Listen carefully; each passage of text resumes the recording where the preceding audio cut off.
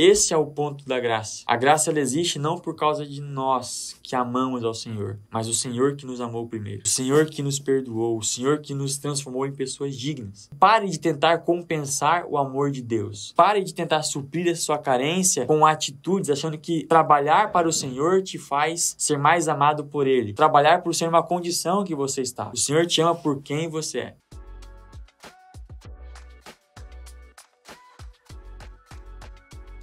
Fala galera, tudo bem com vocês? Quem fala é Anacleto. Seja muito bem-vindo a mais um episódio do nosso podcast, onde a gente sempre fala sobre cosmovisão bíblica, sobre ciência, religião, tecnologia, história e todas as esferas que um cristão ele tem que estar para viver a grande comissão. E nós estamos chegando ali em outubro, e em outubro as pessoas comemoram muitas datas. Dia da Criança, se você talvez um não cristão, você vai comemorar o Halloween no dia 31 ali.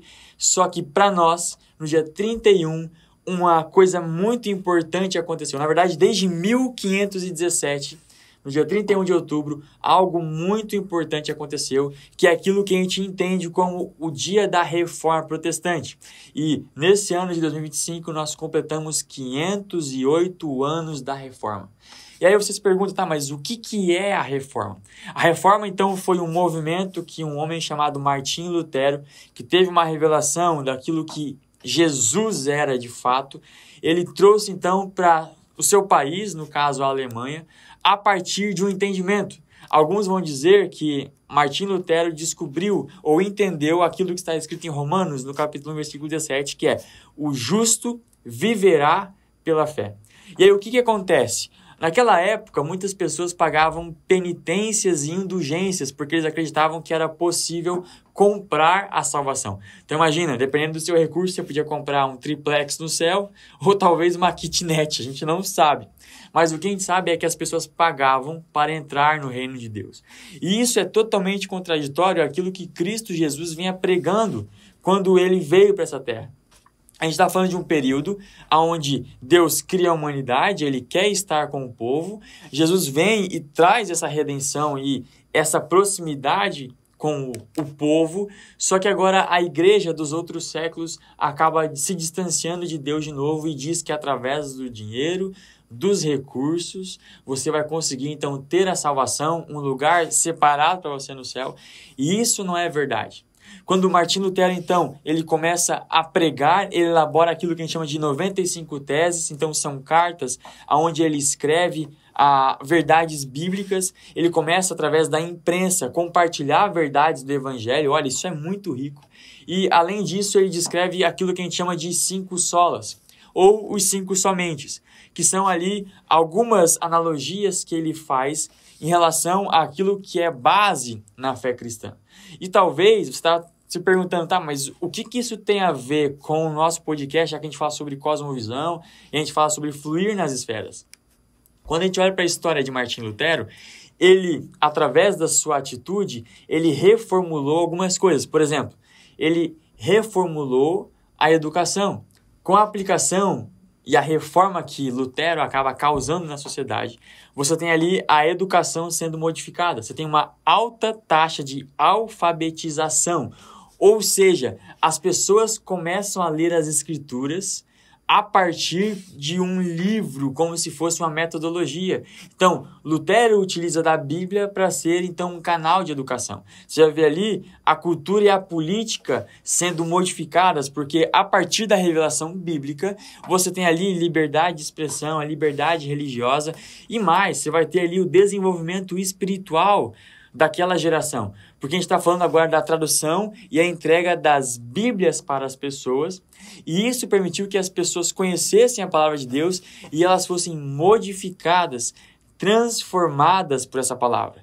E a gente já falou aqui, eu já falei algumas vezes que o arrependimento, essa mudança de mente, vai trazer para a gente o avivamento. E o avivamento, ele não representa uma agenda humana. O avivamento, ele representa e ele segue uma agenda do céu. Então você vai ver diversos países que sofreram picos de avivamento, e isso só aconteceu porque se cumpriu agendas estabelecidas por Deus. Então você vai ver ali avivamento nas universidades, em países, em cidades, você vai ver avivamentos em todos os lugares, porque Deus foi cumprindo a sua palavra e estava avivando o seu povo. E quando eu tenho arrependimento mais avivamento, nós temos aquilo que a gente chama de reforma.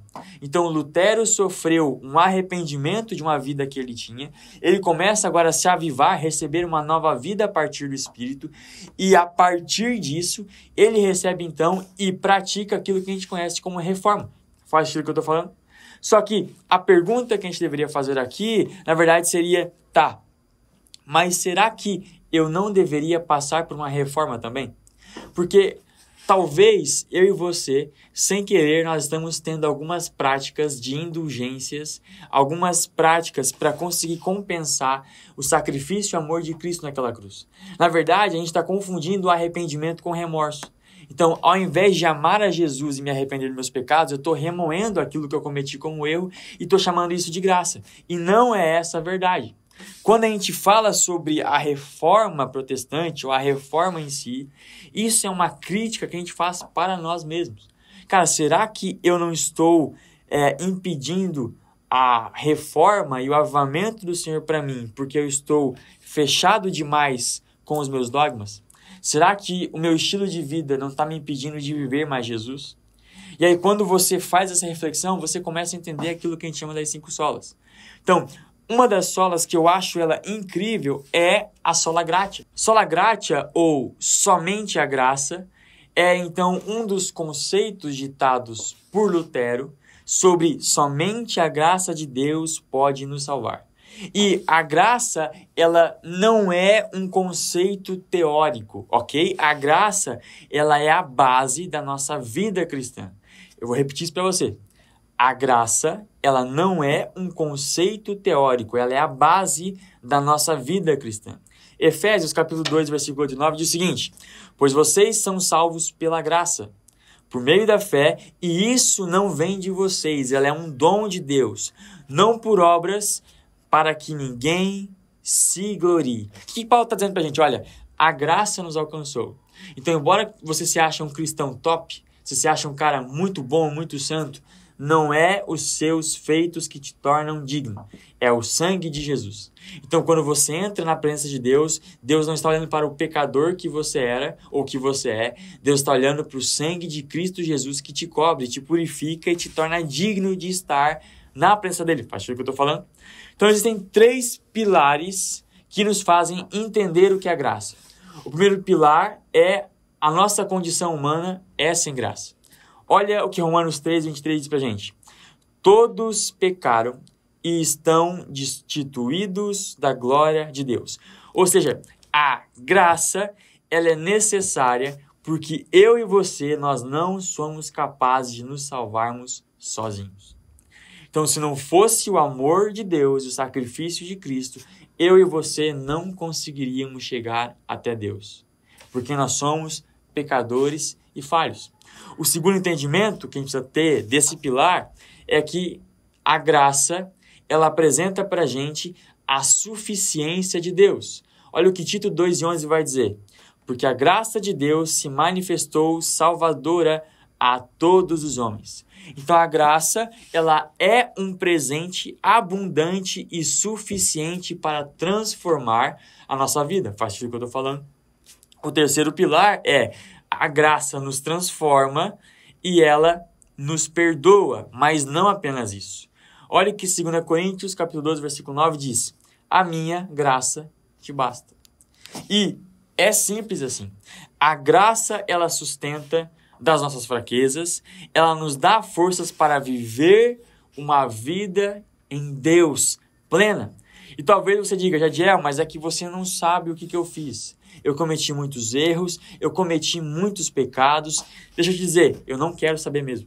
Não estou preocupado com quem você era antes de conhecer Jesus.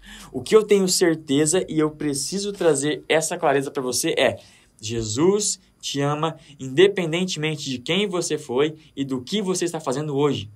Não importa qual é o seu ministério, não importa qual é a sua esfera de atuação, Jesus te ama não só por quem você é, mas por quem Ele é. E isso é algo muito importante. A gente precisa entender que a graça de Deus nos alcançam não porque nós somos merecedores. Eu estou lendo um livro que fala sobre batalhas espirituais, e aí em um dos capítulos a autora descreve o seguinte, que ela foi orar, e ela disse que ela foi caminhar com o gato dela, pedindo para o Senhor que o Senhor preparasse para ela um lugar no céu.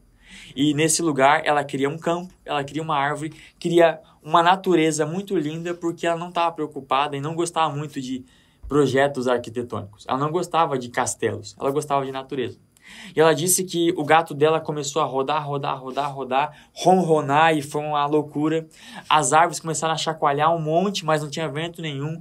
Os animais noturnos começaram a gritar, mas isso era no horário da tarde.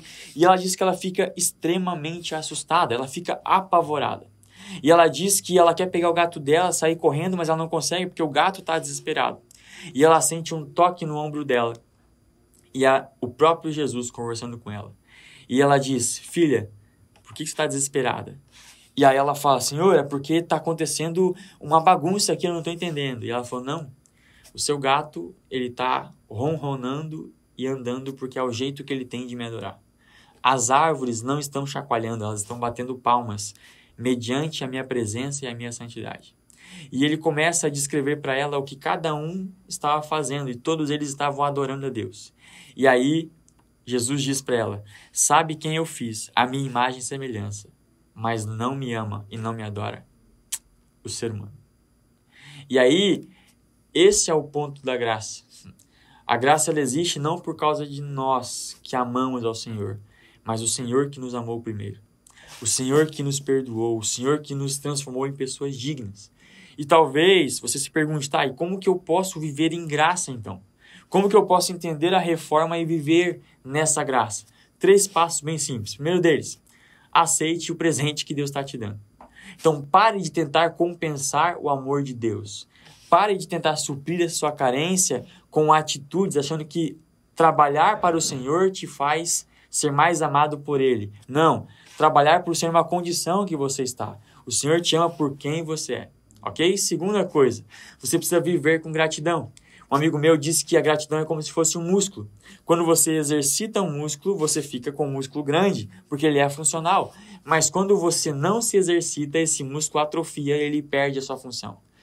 Comece a viver, a andar em graça. Agradeça pelas coisas. Seja grato por tudo aquilo que Deus tem feito para você.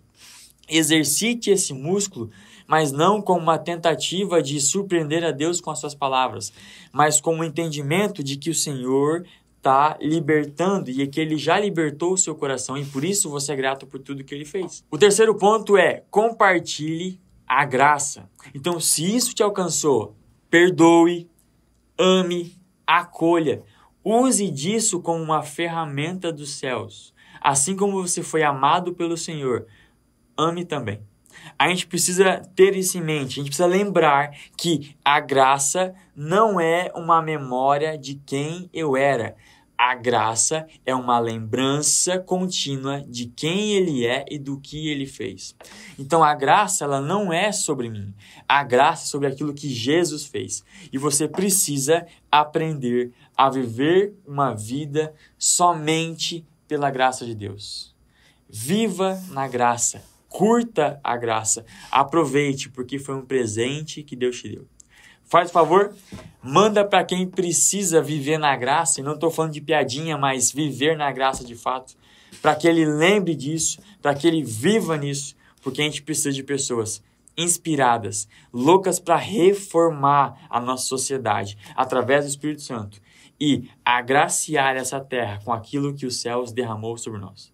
Faz sentido? Até o próximo episódio. Valeu!